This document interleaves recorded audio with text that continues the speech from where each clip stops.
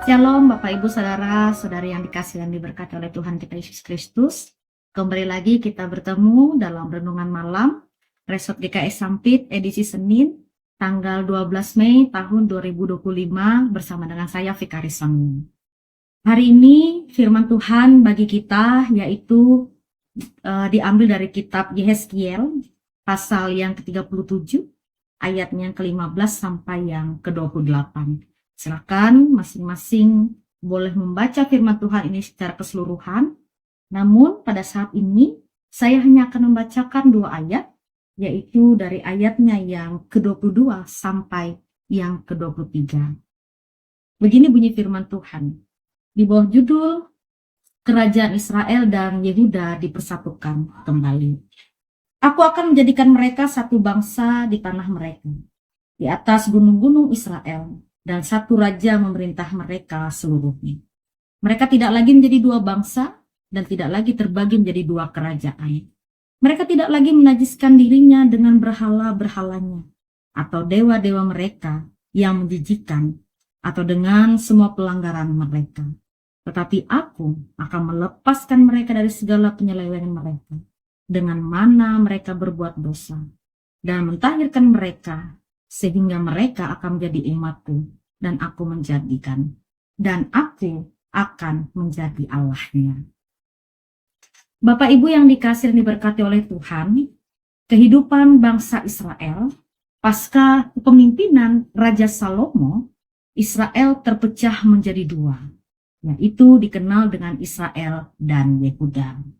Namun kehidupan bangsa Israel yang besar yang sudah terpecah menjadi 2, mereka lebih condong dan senang hidup di dalam kejahatan.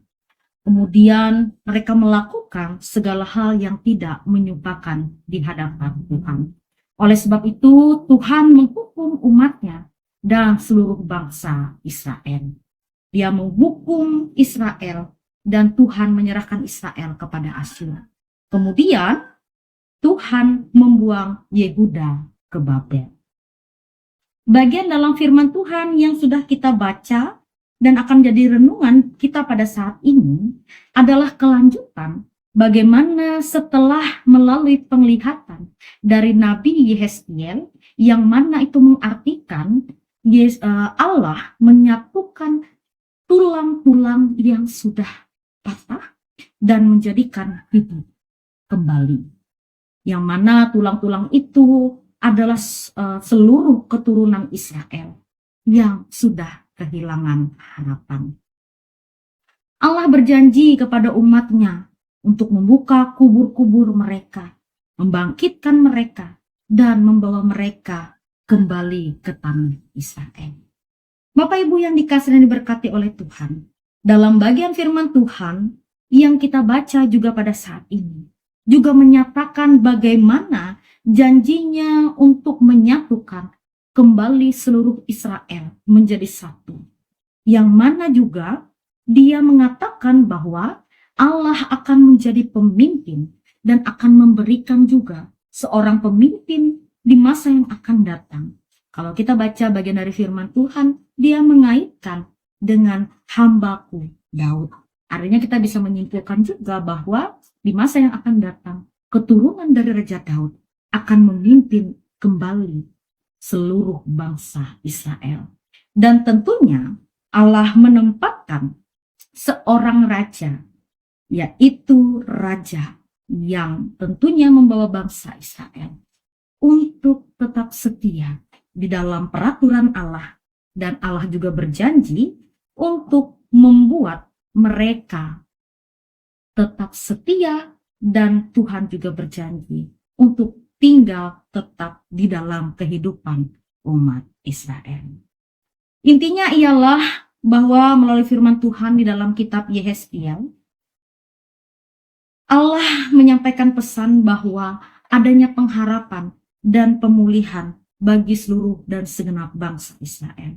Allah mau menyatakan bahwa Ia sungguh menyembuhkan umatnya, seperti menyatukan tulang-tulang yang patah, walaupun tampak tak berdaya.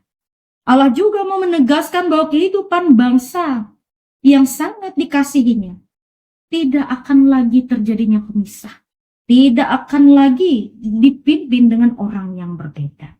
Namun mereka semua dipersatukan dengan satu raja yang berkuasa di masa yang akan datang, yang tentunya akan memimpin umatnya hidup dalam keteraturan, hidup setia dalam peraturan, sehingga Allah tinggal tetap di dalam kehidupan umat Israel. Lalu bagaimana relevansinya dalam kehidupan kita masa kini?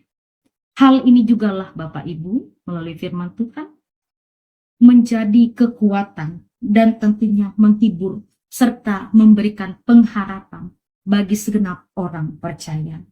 Bahwa di dalam kelemahan tubuh, di dalam keterbatasan hidup, Tuhan akan tetap berkarya dan membuka jalan untuk membuat segala yang baik.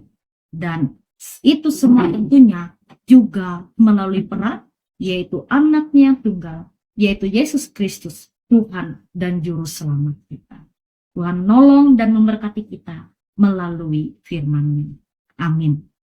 Mari kita berdoa. Bapa, kami mengucap syukur atas pertolongan dan kemampuan yang datang dari Tuhan.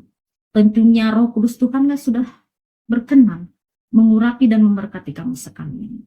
Sehingga firman Tuhan yang boleh kami dengar pada malam hari ini sungguh-sungguh menjadi berkat, sungguh-sungguh menjadi pelita dalam kehidupan kami.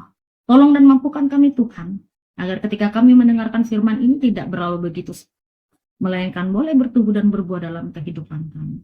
Roh Kudus Tuhanlah yang memampukan kami untuk dapat menjadi pelaku firman. Kami juga menyerahkan hidup dan kehidupan kami sekarang sampai selama-lamanya. Kami mempertaruhkan hidup kami hanya dalam tangan-Nya. Biarlah seperti yang dikatakan dalam firman Tuhan, Tuhanlah yang berkarya di dalam kehidupan kami. Segala yang baik, segala yang mendatangkan sukacita dan damai sejahtera, semata-mata hanya oleh perkenan yang datang dari Tuhan. Terima kasih Tuhan, terima kasih. Di dalam Yesus Kristus kami berdoa. Amin.